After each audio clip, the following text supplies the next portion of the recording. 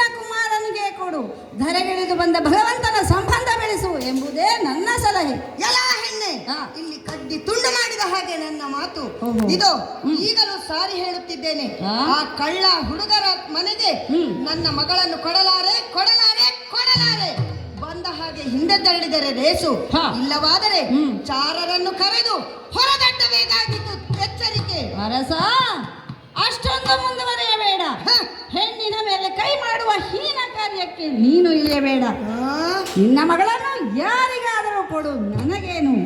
ಯಾರ್ಯಾರಿಗೆ ಯೋಗ ಉಂಟೋ ಅದೇ ಆಗುವುದು. ಹಾಗಾಗಿ ನನ್ನ ಮೇಲೆ ಕೈ ಮಾಡುವ ಹೀನ ಕಾರ್ಯಕ್ಕೆ ಮಾತ್ರ ಇಳಿಯಬೇಡ.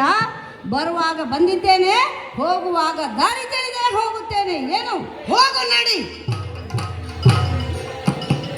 ಹಬ್ಬಬ್ಬಬ್ಬಬ್ಬ, ಎಲ್ಲಿಂದಲೋ ಬಂದವಳದ್ದು ಇವಳದ್ದು, ನಮ್ಮದ್ದು ಇಲ್ಲಿ ನಮ್ಮ ಮೇಲೆ ಪಾರುಪತ್ಯ. ಅಲ್ಲ, ಎಲ್ಲಿಂದ ಬಂದಳೋ ಈ ಅಪರರಾತ್ರಿಯಲ್ಲಿ ನಿದ್ದೆಗೇಡಿ. ನನ್ನ ಮಗಳಿಗೆ ಇವಳು ಗಂಡು ಹುಡುಕುವುದೆಂದರೇನು? ಅಪ್ಪನಾದ ನನಗೆ ಜವಾಬ್ದಾರಿ ಇಲ್ಲವೇ? ಬಿಡಿ, ಬಂದ ಹಾಗೆ ಬಂದಳು, ಹೋದಳು, ಹೋಗಲಿ ಬಿಡಿ. ಅದ್ಯಾರು ಮತ್ತೆ ಬರುತ್ತಿರುವುದು? ಓಹೋ ರತಿ, ನೀನ್ಯಾಕಮ್ಮ ಈ ರಾತ್ರಿಯಲ್ಲಿ ಆಸ್ಥಾನಕ್ಕೆ ಬಂದೆ? ಹೋಗು ಹೋಗು, ಒಳಗೆ ಹೋಗಿ ಮಲಗಿಕೋ. ಅಪ್ಪ, ಏನು? ಮೊದಲಾಗಿ ವಂದಿಸಿಕೊಂಡಿದ್ದೇನೆ. ಎದ್ದೇಳು ಕಂದ. ತಂದೆ, ಅರಮನೆಯ ಸಭಾ ಸ್ಥಾನದಲ್ಲಿ ಏನೋ ಸತ್ತು ಗದ್ದಲ ಕೇಳಿ ಬರುತ್ತಿದೆ. ಏದು ಸ್ವರದ ಮಾತುಕತೆ ನಡೆಯುತ್ತಾ ಇದೆ ಎಂದು ಸಖಿಯರೆಲ್ಲ ಬಂದೆ ಹೇಳಿದರು. ಹೌದೇ? ಅದಕ್ಕಾಗಿ ನೋಡಲು ಬಂದೆ. ಏನಪ್ಪ, ಏನಾಗುತ್ತಿದೆ? ಏನು ವಿಶೇಷ? ಯಾವ ಮಾತುಕತೆ? ಈ ನಿನ್ನ ಮಗಳಲ್ಲಿ ಹೇಳಬಾರದೆ ಕಂದ. ಏನು? ಇದೆಲ್ಲ ಇಲ್ಲಿ ಸರ್ವೇ ಸಾಮಾನ್ಯ ರಾಜಕೀಯ ವಿಚಾರ. ನಿನಗವೆಲ್ಲ ಅರ್ಥವಾಗುವುದಿಲ್ಲ. ನೀನು ಹೋಗಿ ಒಳಗೆ ಮಲಗಿಕೋ. ಹೋಗು ನಡಿ. ಅಪ್ಪ, ಏನಪ್ಪ ಇದೆಲ್ಲ? ಏನಿ ಹೊಸ ಪರಿ? ಏನಿದು ಹೊಸ ಪರಿ? ಏನು? ಸರಿರಾತ್ರಿಗಳು ಸಭೆ ತಂದೆ ಬೇಡೋ, ಸರಿ ರಾತ್ರಿಯಲ್ಲಿ ತಂದೆ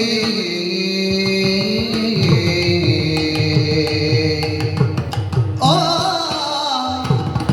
ಆ ಆ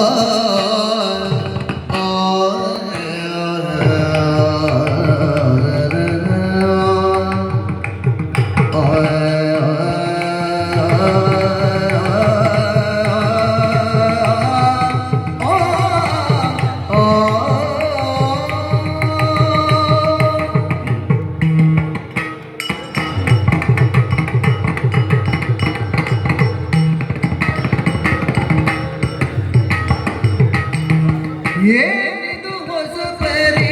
ಸರಿ ರಾತ್ರಿಗಳು ಸಭೆ ಏನು ಹೊಸ ಪರಿ? ತಂದೆ ಕೇಳು. ಈಗ ನೀನೆನ್ನ ಮೇಲತಿ ದಯವಿಟ್ಟು ವಿನಯದಿ, ಈಗ ನೀನೆನ್ನ ಮೇಲತಿ ದಯವಿಟ್ಟು ಮುದದಲ್ಲಿ ತಂದೆ ಬೀಳೋ, ತಂದೆ ಬೀಳೋ. ಈಗ ನೀನೆನ್ನ ಮೇಲತಿ ದಯವಿಟ್ಟು ವಿನಯದಿ ತಂದೆ ಬೀಳೋ. ಏನಿದು ಹೊಸ ಸರಿ? ಸರಿ ರಾತ್ರಿಗಳು ಸಭೆ ತಂದೆ ಬೀಳೋ. ಈಗ ನೀನಿನ್ನ ಮೇಲಕ್ಕೆ ದಯವಿಟ್ಟು ಮುದದಲ್ಲಿ ತಂದೆ ಬೀಳೋ.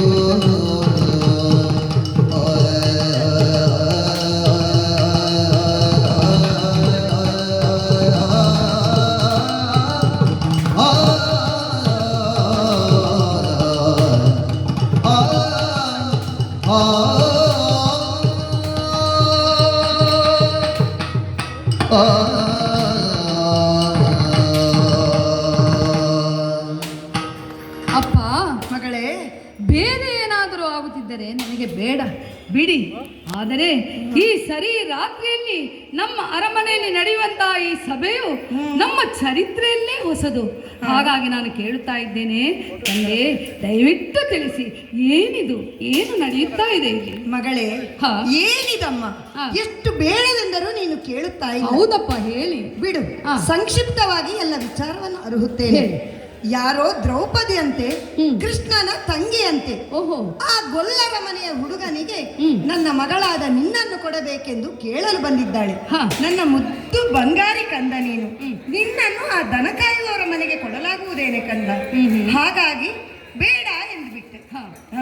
ಅಪ್ಪ ಅದಕ್ಕೆ ನೀವೇನಂದಿರಿ? ಅದೇ ಕಟ್ಟಿ ತುಂಡು ಮಾಡಿದ ಹಾಗೆ ಆಗುವುದಿಲ್ಲ ಎಂದು ಹೇಳಿದೆ. ಹಿಂದಕ್ಕೆ ತೆರಳಿದಳು. ಆಯ್ತಲ್ಲ, ಈಗ ವಿಚಾರ ತಿಳಿಯಿತಲ್ಲ, ಹೋಗಿ ಮಲಗಿಕೋ.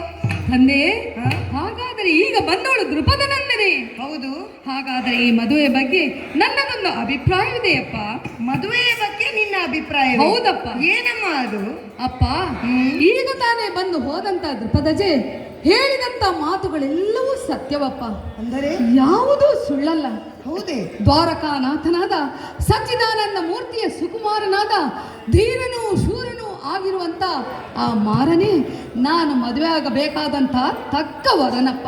ಅಂದರೆ ಏಕೆಂದರೆ ಋಣಾನುಬಂಧ ರೂಪೇಣ ಪಶುಪತ್ನಿ ಸುತಾಲಯ ಎನ್ನುವಂತೆ ಇದೊಂದು ಋಣಾನುಬಂಧವೂ ಹೌದು. ಹೌದೇ? ಅಷ್ಟೇ ಅಲ್ಲ, ಮದುವೆ ಎನ್ನುವುದು ಜನ್ಮ ಜನ್ಮಾಂತರದ ಬಂಧಗಳಂತೆ. ಅದು ಹೌದು. ನನ್ನ ಪಾಲಿಗೆ ಇದು ಬಂಧನವೂ ಹೌದು ಅಪ್ಪ. ಹಾ? ನನ್ನ ಈ ಮದುವೆಯು ಹಿಂದಿನ ಜನ್ಮದಲ್ಲಿ ನಾರದ ಮುನಿಗಳ ಮುಂದೆ ಅವರ ಆದೇಶದಂತೆ ನಿಶ್ಚಯವಾಗಿದೆ ಅಪ್ಪ. ಇದು ಸತ್ಯ. ಹೇಳು. ಹೌದು. ಹಿಂದೆ ಶಂಬರಗಳು ಸರಿಯ ಸಿಕ್ಕಿದರೆಲ್ಲ ಹಿಂದೆ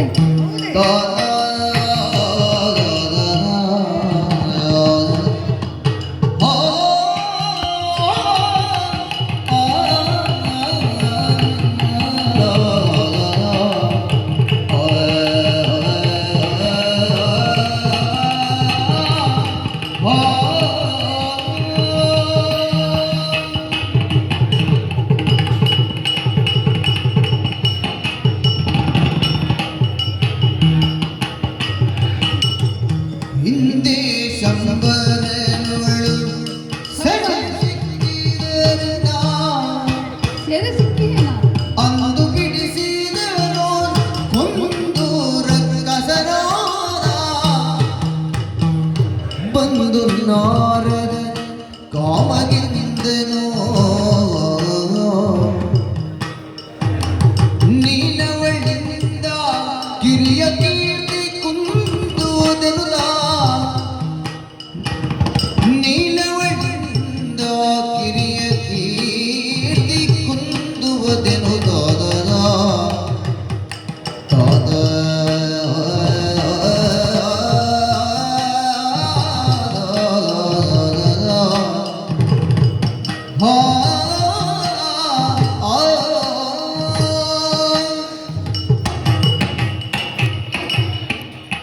ಅಪ್ಪ, ಮಗಳೇ, ಇದೆಲ್ಲ ನನ್ನ ಪೂರ್ವ ಜನ್ಮದ ಸ್ಮರಣೆ ಅಪ್ಪ. ಪೂರ್ವ ಜನ್ಮದ ಸ್ಮರಣೆ? ಹೌದು. ಏನಮ್ಮ ಅದು? ಹಿಂದಿನ ಜನ್ಮದಲ್ಲಿ ಹ. ಶಂಬರಾಸುರನೆಂಬ ಅಸುರನ ಸೆರೆಯಾಗಿ ಸಿಕ್ಕವಳು ನಾನು. ಹೌದೇ? ಅಲ್ಲಿ ಶಾಖಪಾಕದ ಉದ್ಯೋಗದಲ್ಲಿ ನಿರತಳಾಗಿದ್ದಾಗ ಹ. ಒಂದು ಮೀನಿನ ಹೊಟ್ಟೆಯಲ್ಲಿ ಮನ್ಮಥ ಸಿಕ್ಕಿದ. ಹೌದೇ? ಆತ ನನ್ನ ವಿಚಾರವನ್ನೆಲ್ಲ ತಿಳಿದು ಆ ಶಂಬರಾಸುರನನ್ನು ವಧಿಸಿ ನನ್ನನ್ನು ಆತನ ಸೆರೆಯಿಂದ ಬಿಡಿಸಿದ. ಹಾ. ಆಮೇಲೆ ನಾವಿರುವರು ಮೋಹಿತರಾದೆವು. ಹೌದೇ?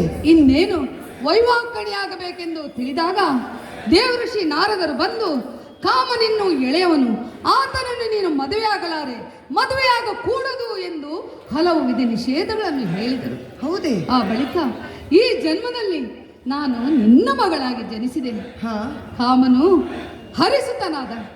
ಹಾಗಾಗಿ ಇನ್ನು ಸ್ವಲ್ಪವೂ ವಿಳಂಬಿಸದೆ ಆ ದೃಪದಜೆಯನ್ನು ಹಿಂದಕ್ಕೆ ಕರೆಸಪ್ಪ. ಜನ್ಮ ಜನ್ಮದ ಜೋಡಿಯಾದ ನಮ್ಮನ್ನು ಮತ್ತೆ ಒಂದುಗೂಡಿಸಪ್ಪ. ಇದರಿಂದ ಲೋಕಕ್ಕೆ ಕಲ್ಯಾಣವಾಗುವುದು. ಕಂದ, ಹಾ ನಿನ್ನ ಮಾತುಗಳನ್ನು ಕೇಳಿ ಪರಮಾನಂದವಾಯಿತು. ಹಾ ಈ ಎಲ್ಲ ವಿಚಾರಗಳನ್ನು ಈ ಹಿಂದೆಯೇ ನನಗೆ ಯಾಕೆ ತಿಳಿಸಲಿಲ್ಲ? ಬಿಡು, ನನ್ನಿಂದಾದ ಪ್ರಮಾದವನ್ನು ನಾನೇ ಸರಿಪಡಿಸುತ್ತೇನೆ. ಹಾಗೇ ಮಾಡಪ್ಪ. ಈಗಲೇ ಆ ದೃಪದನಂದನೆಯನ್ನು ಕರೆಸಿ ನಿನ್ನ ಹಾಗೂ ಆ ಮನ್ಮಥನ ವಿವಾಹಕ್ಕೆ ಸರ್ವ ಸಿದ್ಧತೆಗಳನ್ನು ಅಣಿ ಮಾಡಿಕೊಳ್ಳುತ್ತೇನೆ. ಹಾ. ಈಗ ನೀನು ಒಳಗೆದ್ದುಕೋ ಕಣ್ಣ. ಹಾಗೇ ಮಾಡಪ್ಪ. ಯಾರಲ್ಲಿ ಆ ದ್ರೌಪದಿಯನ್ನು ಇತ್ತ ಬರ ಹೇಳಿ.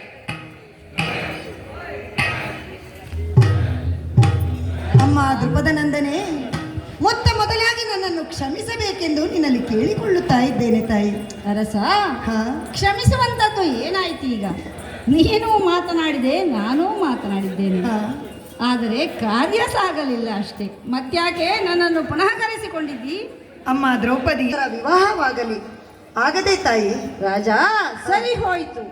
ನಾನು ಬಯಸಿದ್ದೇ ನಡೆಯಿತು. ಹರಿ ಪ್ರೇರಣೆಯಿಂದ ನನ್ನ ಕಾರ್ಯವು ಸುಲಭವಾಯಿತು. ನಾಳೆ ನೀನು ನಿಗದಿಪಡಿಸಿದಂತಹ ದಿಬ್ಬಣಕ್ಕೆ ಮುಹೂರ್ತಕ್ಕೆ ನಾವು ಹೋಗುತ್ತೇವೆ. ಅಮ್ಮ ಹ. ಅದರೊಂದು ಮಾತುಂಟು ತಾಯಿ. ಏನು? ದಿಬ್ಬಣದಲ್ಲಿ ಏನಾದರೂ ನೀರು ಕಾಣದೆ ಹೋದರೆ ಮದುವೆ